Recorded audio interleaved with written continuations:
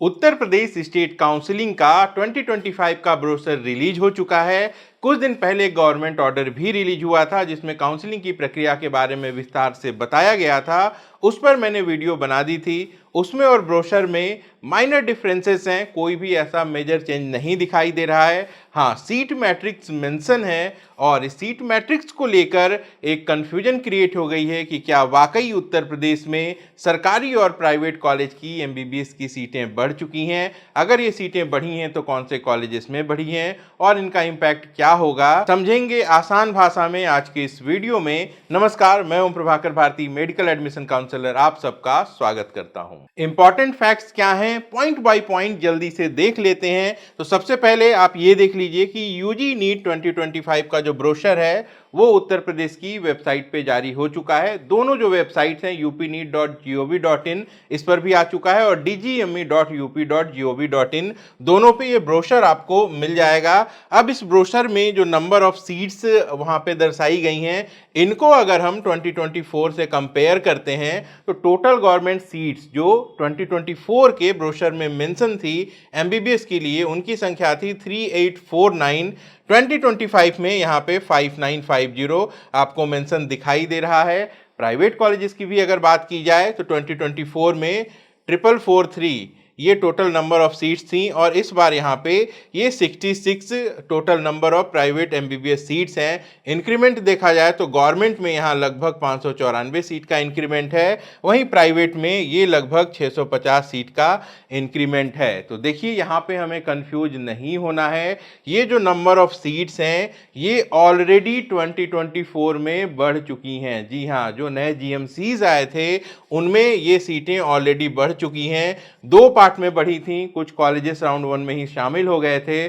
चूंकि राउंड 1 की काउंसलिंग से पहले 2024 का ब्रोशर आ गया था तो वहां पे दो कॉलेजेस में 50-50 सीट थी, उसके हिसाब से ये टोटल नंबर ऑफ सीट लिखी गई थी। बाद में कुछ और कॉलेजेस आए जिनको यहाँ पे ऐड कर दिया गया। चलिए आपको प्रमाण के साथ दिखा देता हूँ। ये वो नए जीएमसीज हैं जो कि 2024 में उत्तर प्रदेश में आए थे। इनमें से बिजनौर, बुलंदशहर, कुशीनगर, पीलीभीत और सुल्तानपुर, इन 5 कॉलेजेस में 100-100 सीट राउंड 1 से ही आ गई थी। इसके साथ साथ कानपुर देहात और ललितपुर, इन दो कॉलेजेस में 50-50 सीटें आई थीं।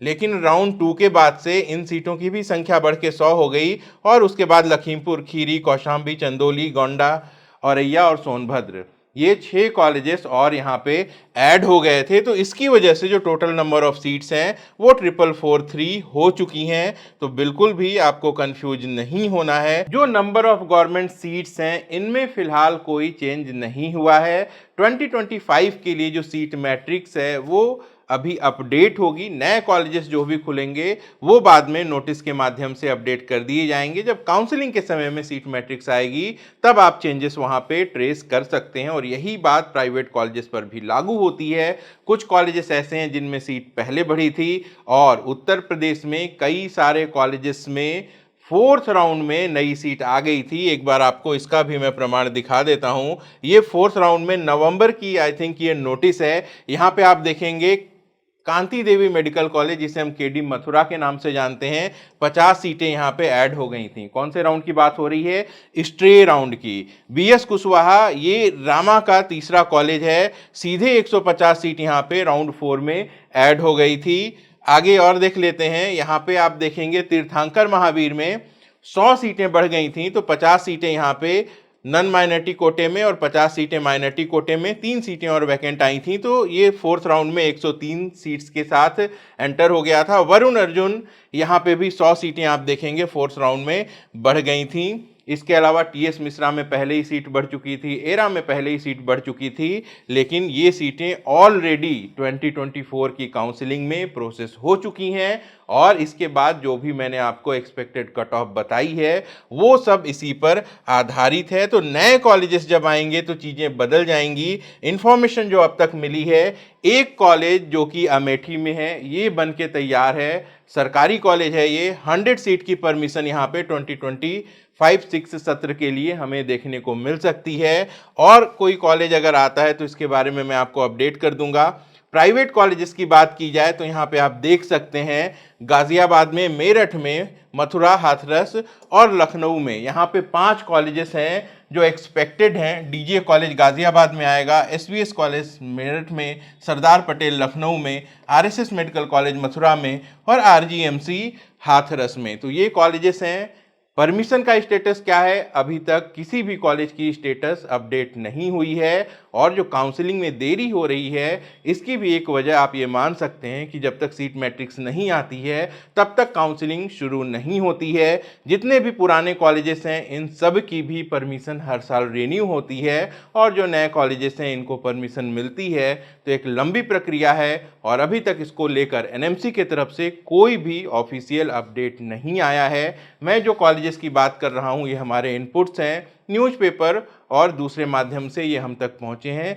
कितनी सीट आएगी जब एनएमसी अपडेट कर देगी तो हमें क्लियर पता चल जाएगा। उसके बाद इसके इम्पैक्ट को हम लोग एक्सपेक्टेड कट ऑफ पे कैलकुलेट कर लेंगे। एक्सपेक्टेड कट ऑफ क्या रहेगी उत्तर प्रदेश की, इस पे ऑलरेडी वीडियो बना चुका हूं, प्राइवेट का अलग, सरकारी का अलग। फिर भी एक बार दोहरा देता हूं, जो वर्तमान परिस्थिति है इसके हिसाब से ये मेरी एक्सपेक्टेड कट ऑफ है बिल्कुल लास्ट राउंड की।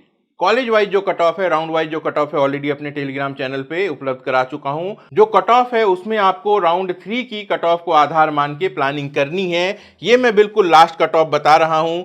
2-4 सीटें बाद में खाली आती हैं और वहां से जो एडमिशन है वो लोअर साइड में मिल जाता है। तो बिल्कुल लास्ट में अनरिजर्व कैटेगरी 30,000 से लेकर 30,500 तक जा सकती है। लेकिन जो भी कॉलेज वाइज कट ऑफ मैंने टेलीग्राम पे अपडेट किया हुआ है आप वहां से जाके देख लें। राउंड 3 में जो रैंक क्लोजिंग है जो कि 28,000 से लेकर 28,500 होगी अनरिजर्व कैटेगरी के लिए, उसको आधार मान के आप प्लानिंग कर सकते हैं। ओबीसी भी इसी आसपास में दिखाई देगा। ईडब्ल्यूएस की कट ऑफ थोड़ी सी नीचे जा सकती है। एससी कैटेगरी लगभग 1,90,000 से 1,95,000 के बीच जा सकता है और एसटी कैटेगरी 6,10,000 से 6,20,000 जा सकती है। ये अपने एक दूसरे वीडियो में मैं आपको ऑलरेडी बता चुका हूं। बहुत सारे कैंडिडेट बार बार प्राइवेट कॉलेजेस के लिए पूछ रहे हैं। बार बार कहता हूं कि प्राइवेट कॉलेजेस में कई सारे फैक्टर्स हैं जिन पे कट ऑफ डिपेंड करती है। जो काउंसलिंग का प्रोसीजर है, जो टाइमिंग है, ये सब बहुत ज़्यादा मैटर करता है। तो ऑलरेडी वीडियो चैनल पे अपलोडेड है। फिर भी जो लोग नए जुड़े हैं उनको बता दूं, जैसा हमने अभी अभी देखा था कि रामा का नया कॉलेज बीएस कुशवाहा ये राउंड 4 में 150 सीट लेके आया था। तो यहाँ पे हमें सबसे लोवेस्ट कट ऑफ देखने को मिली थी 300 मार्क्स। ये कट ऑफ थी नन माइनॉरिटी कॉलेजेस के लिए सबसे लोवेस्ट। बट आमतौर पे उत्तर प्रदेश में राउंड 1 में जो कट ऑफ है वो सबसे लो होती है। इस हिसाब से देखा जाए तो जब राउंड 1 की काउंसलिंग चल रही थी उस समय मैंने 350 नंबर प्रेडिक्ट किया था नन माइनॉरिटी सीट्स के लिए और जब रिजल्ट आया था तो जो कट ऑफ थी वो 4,75,245 ऑल इंडिया रैंक और 353 का स्कोर था। तो जो नन माइनॉरिटी की सीट्स हैं जिन पे बजट कम होता है उनके लिए जो सेफ स्कोर आप इस साल भी मानेंगे तो ऑल इंडिया रैंक जो कंसीडर करेंगे वो ऑलमोस्ट आपको यही मान के चलना है। हाँ, कुछ पुराने कॉलेजेस में सीट बढ़ने वाली है, वो बढ़ जाती है और जो नए कॉलेजेस आ जाते हैं तो ऑब्वियसली ये जो कट ऑफ है ये नीचे चली जाएगी, बहुत ज़्यादा नहीं जाएगी क्योंकि उत्तर प्रदेश में नंबर ऑफ एप्लीकेंट भी बहुत ज़्यादा होते हैं। तो उस समय जब ये चीज़ें बदलेंगी तो मैं फिर से एक बार आपको अपडेट कर दूंगा। तो ये जो कट ऑफ है इसको आप आधार मान के आगे की प्लानिंग कर सकते हैं। यहाँ पे स्कोर में तो चेंजेस आएगा लेकिन रैंक में बहुत ज़्यादा चेंजेस आए इसकी उम्मीद बहुत ज़्यादा कम है। ये बाकी कॉलेजेस की कट ऑफ है, ऑलरेडी 1-2 वीडियो में बता चुका हूँ, टेलीग्राम पर भी ये पड़ा हुआ है। फिर यहाँ पे एक एग्जांपल देख लीजिए, era medical college Lucknow round 1 में 404 पे क्लोज हुआ, 401 पे आया, 399 पे आया, स्टे में 360 चला गया और बाद में यहाँ पे एक सीट खाली आई और 292 चला गया। तो बेसिकली स्टे में जो कट ऑफ लो गई थी उसकी वजह ये थी कि उत्तर प्रदेश के 4th राउंड यानी कि राउंड 1, राउंड 2, राउंड 3 के बाद जब 4th राउंड होता है सभी कैंडिडेट को फ्रेश रजिस्ट्रेशन करानी पड़ती है। राउंड 3 के बाद ऑलमोस्ट सारी सीटें ख़त्म हो गई थी तो बहुत कम बच्चों ने राउंड 4 के लिए रजिस्ट्रेशन कराया था। अचानक से वहाँ पे लगभग 450 के करीब सीटें प्राइवेट कॉलेजेस में आ गई थी और उसकी वजह से जो कट ऑफ है वो लोअर चली गई थी। आपको क्या करना है, राउंड 1 की जो कट ऑफ थी उसमें ऑल इंडिया रैंक को बेस मान के प्लानिंग करनी है। अब यहाँ पे एक फैक्टर और है कि 4 कॉलेजेस की फीस काउंसलिंग होने के बाद बढ़ी है 2024 में और 2025 में बाकी कॉलेजेस की फ़ीस भी बढ़ सकती है, तो अगर बजट बढ़ता है तो उसका भी इम्पैक्ट कट ऑफ पे पड़ता है। तो जैसे-जैसे टाइम नज़दीक आएगा, चीज़ें अपडेट होती रहेंगी, उसके हिसाब से आप अपने पॉसिबल ऑप्शंस और अपना बैकअप क्रिएट करके अच्छी काउंसलिंग प्लान कर सकते हैं। लाइक कर दीजिए इस वीडियो को, अपना और अपनों का खूब ख्याल रखिएगा। मैं जल्द मिलता हूँ। नमस्कार, जय हिंद। अगर आप हमसे कांटेक्ट करना चाहते हैं या हमारी पेड सर्विसेज अवेल करना चाहते हैं तो आप वीडियो के डिस्क्रिप्शन में दिए गए लिंक पर क्लिक करके अपनी डिटेल्स भरिए। हमारी टीम बहुत जल्दी आपको कांटेक्ट करेगी।